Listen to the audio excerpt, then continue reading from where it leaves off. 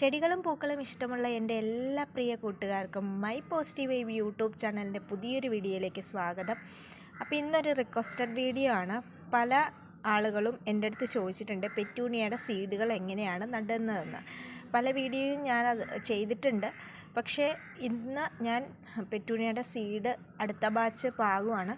അപ്പം അതൊരു വീഡിയോ ആയിട്ട് എടുത്തേക്കാമെന്ന് വിചാരിച്ചു. അപ്പോൾ എങ്ങനെയാണ് പെറ്റൂണിയയുടെ സീഡ് നടുന്നതെന്നുള്ളതാണ് ഇന്നത്തെ വീഡിയോയിലൂടെ കാണിക്കുന്നത്. അപ്പോൾ നമ്മുടെ ചാനൽ ആദ്യമായിട്ട് കാണുന്ന കൂട്ടുകാരുണ്ടെങ്കിൽ സബ്സ്ക്രൈബ് ചെയ്യാൻ മറക്കരുതേ. അപ്പോൾ നമുക്ക് വീഡിയോയിലേക്ക് പോകാം. അപ്പോൾ നമ്മൾ സീഡ് പാകുന്നതിന് വേണ്ടിയിട്ട് ഉപയോഗിക്കുന്ന പോട്ടി മിക്സ് ഇതാണ്. ഇത് സാധാരണ നമ്മുടെ മണ്ണാണ്. കുറച്ച് ചകിരിച്ചോറും ഞാൻ ചേർത്തിട്ടുണ്ട്. പിന്നെ വലിയ കല്ലുകളും കട്ടകളെല്ലാം നമ്മൾ മാറ്റിയിട്ട് നല്ല സോഫ്റ്റായിട്ടുള്ള രീതിയിലാണ് നമ്മളിത് എടുത്തിട്ടുള്ളത് കേട്ടോ. അടുത്തതായിട്ട് നമ്മൾ സീഡ് പാകുന്നതിന് വേണ്ടിയിട്ട് ചെറിയ ഇതുപോലെയുള്ള ഗ്ലാസ്സാണ് എടുത്തിരിക്കുന്നത്. അത് എന്ത് വേണമെങ്കിലും ഉപയോഗിക്കാം കേട്ടോ. ചെറിയ ചെടിച്ചട്ടിയോ, ഞാനിങ്ങനെ ചെറിയ ഗ്ലാസ്സാണ് ഉപയോഗിക്കുന്നത്. കാരണം കുറച്ച് വെറൈറ്റി നമുക്ക് പാകാനുണ്ട്. അപ്പം ചെറിയ ചെടിച്ചട്ടി അത്രയും ഇല്ലാത്തത് കൊണ്ട് ഈ ഒരു ഗ്ലാസ്സാണ് നമ്മൾ ഉപയോഗിക്കുന്നത്. ഇതിൻ്റെ താഴ്ഭാഗത്ത് നന്നായിട്ട് ഹോള് ഒക്കെ ഇട്ടിട്ട് ഗ്ലാസ് ഞാൻ എടുത്തിട്ടുണ്ട്. അടുത്തതായിട്ട് പോട്ടി മിക്സിലേക്ക് ചേർക്കുന്നത് പെർലൈറ്റ് ചേർന്നിട്ടുള്ളൊരു പോട്ടി മിക്സാണ്. ഇത് ഞാൻ വാങ്ങിച്ചതാണ്, തീരാറായി.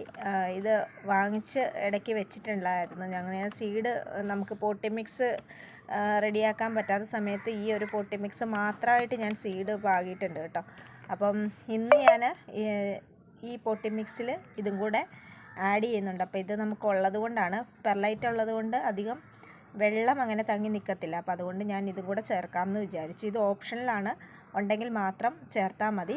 അടുത്തതായിട്ട് നമ്മൾ സാഫ് കലക്കി വെച്ചിട്ടുണ്ട് സ്പ്രെയറിൽ. അപ്പോൾ അത് ഇതിനകത്ത് ഉപയോഗിക്കണം. അതെങ്ങനെയാണെന്നുള്ളത് കാണിക്കാം കേട്ടോ. അപ്പോൾ നമുക്ക് സീഡ് പാകാം. ഈ ഒരു 2 പോട്ടി മിക്സും കൂടെ നന്നായിട്ട് മിക്സ് ചെയ്യുക. എന്നിട്ട് നമ്മുടെ ഈ ചെറിയ ഗ്ലാസ്സിൽ ഇത് നിറയ്ക്കുക.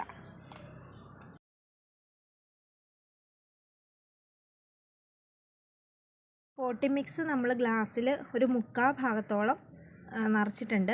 എന്നിട്ട് നമ്മൾ കൈ കൊണ്ടിട്ട് ഈ പോട്ടി മിക്സ് ഒന്ന് അമർത്തി കൊടുക്കണം താഴോട്ട്. ഇതെന്തിനാണെന്ന് വെച്ചിട്ടുണ്ടെങ്കിൽ നമ്മൾ വെള്ളം ഒഴിക്കുമ്പോൾ മണ്ണ് താഴത്തേക്ക് ഇരിക്കും. അപ്പം അത് അങ്ങനെ വരാതിരിക്കാൻ വേണ്ടിയിട്ടാണ് നമ്മൾ ഇതേപോലെ പോട്ടി മിക്സ് നമ്മൾ കൈ കൊണ്ടൊന്ന് പ്രസ് ചെയ്ത് താഴത്തേക്കൊന്ന് അമക്കി കൊടുക്കുക. അതിനുശേഷം വെള്ളം ഒഴിക്കുക. അല്ലെങ്കിൽ നമ്മൾ ഇടുന്ന സീഡ് വെള്ളം ഒഴിക്കുന്ന സമയത്ത് മണ്ണിനടിയിലേക്ക് പോയി മുളയ്ക്കാതെ വരും. അതുകൊണ്ടാണ് അങ്ങനെ ചെയ്യുന്നത്. അപ്പോൾ ഇങ്ങനെ എല്ലാവരും ചെയ്യുക. എന്നാൽ മാത്രമാണ് നമ്മുടെ പെറ്റൂണിയയുടെ വിത്തുകൾ ഒരെണ്ണം പോലും മണ്ണിനടിയിലേക്ക് പോവാണ്ട് നന്നായിട്ട് കിളിച്ച് വരുള്ളൂ. അപ്പോൾ നമ്മുടെ എല്ലാ ഗ്ലാസ്സുകളും നമ്മളിങ്ങനെ 1/4 ഭാഗത്തോളം നിറച്ച് വെച്ചിട്ടുണ്ട്.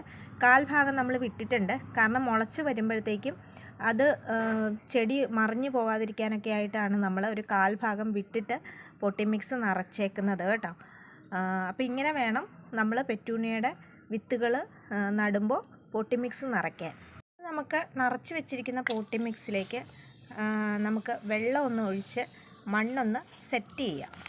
അപ്പോൾ ഇതുപോലെ ചെറുതായിട്ടൊന്ന് ലൈറ്റായിട്ടൊന്ന് നനച്ച് കൊടുത്ത് മണ്ണ് താഴത്തേക്കൊന്ന് സെറ്റ് ചെയ്ത് കൊടുക്കാം. നമ്മളെല്ലാ ഗ്ലാസ്സുകളും നനച്ച് വെച്ചിട്ടുണ്ട്. ഇങ്ങനെ നനയ്ക്കുന്നതും സീഡ് മണ്ണിൻ്റെ താഴത്തേക്ക് പോകാതിരിക്കാൻ വേണ്ടിയിട്ടാണ് നമ്മൾ സീഡ് ഇടുന്നതിന് മുമ്പ് ഒന്ന് നനച്ച് കൊടുക്കുന്നത് കേട്ടോ. അപ്പോൾ പാകാൻ എടുത്തിരിക്കുന്ന സീഡ് നമ്മളൊരു വെള്ള പേപ്പറിൻ്റെ മുകളിലേക്ക് ഇട്ട് കൊടുക്കുക. ഇത് ചെറിയ സീഡായതുകൊണ്ട് നമ്മൾ നല്ല സൂക്ഷിച്ച് വേണം ഇടാൻ. ഇനി ഇത് ഗ്ലാസിൻ്റെ നടുഭാഗത്തായിട്ട് നമ്മൾ ഇട്ട് കൊടുക്കുക. സൈഡിലേക്കൊന്നും ഇടരുത്, നടുഭാഗത്തേക്കായിട്ട് ഇട്ട് കൊടുക്കുക. അപ്പോൾ മുളച്ച് വരുമ്പോൾ നമുക്ക് വെള്ളം ഒഴിച്ചു കൊടുക്കാനും പ്ലാന്റ് മറിഞ്ഞു പോകാതിരിക്കാനും നമുക്കങ്ങനെ ചെയ്യാം. അപ്പോൾ ഇതൊന്ന് ഗ്ലാസിൻ്റെ നടുഭാഗത്തേക്ക് നമുക്ക് ഇട്ട് കൊടുക്കാം. അപ്പോൾ നമ്മൾ എല്ലാ വെറൈറ്റിയും പാകിയിട്ടുണ്ട്. ഞാൻ പറഞ്ഞ പ്രകാരം മാത്രം പാകുക കേട്ടോ. എന്നിട്ട് നമ്മൾ വീണ്ടും ഒന്ന് നനച്ച് കൊടുക്കണം. സീഡ് നന്നായിട്ടൊന്ന് കുതിരാൻ വേണ്ടിയിട്ടാണ് അടുത്ത നന നമ്മൾ കൊടുക്കുന്നത്. അതും സ്പ്രെയർ ഉപയോഗിച്ച് തന്നെ നന്നായിട്ട് തന്നെ ഒന്ന് നനച്ച് കൊടുക്കുക കേട്ടോ. ആദ്യം നനച്ച പോലെയല്ല, നല്ലതായിട്ട് കുതിരത്തക്ക രീതിയിൽ നന്നായിട്ട് രീതിയിൽ നനച്ച് കൊടുക്കുക.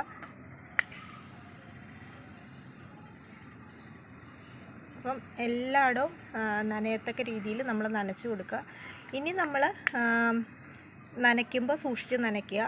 ഇനി വെള്ളം വേണമെങ്കിൽ മാത്രമായിട്ട് നനച്ച് കൊടുക്കുക. ഇനി 4-5 ദിവസം കഴിയുമ്പോൾ ഇത് മുളയ്ക്കും.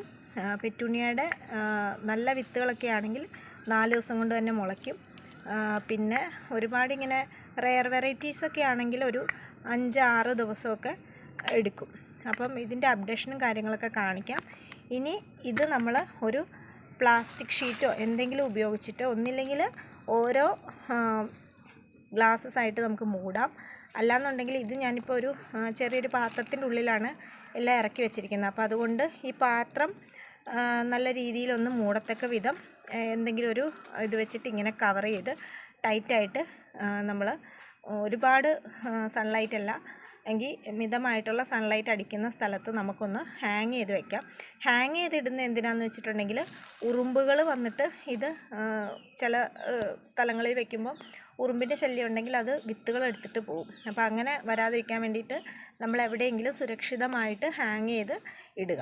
ഇനി ഇതിൻ്റെ 5-6 ദിവസം കഴിഞ്ഞിട്ടുള്ള അപ്ഡേഷൻ അല്ലെങ്കിൽ മുളച്ച് കഴിഞ്ഞിട്ടുള്ള അപ്ഡേഷൻ നിങ്ങളെ കാണിക്കാം. അപ്പോൾ ഈ രീതിയിലൊക്കെയാണ് നമ്മൾ സീഡ് മുളപ്പിക്കുന്നത്.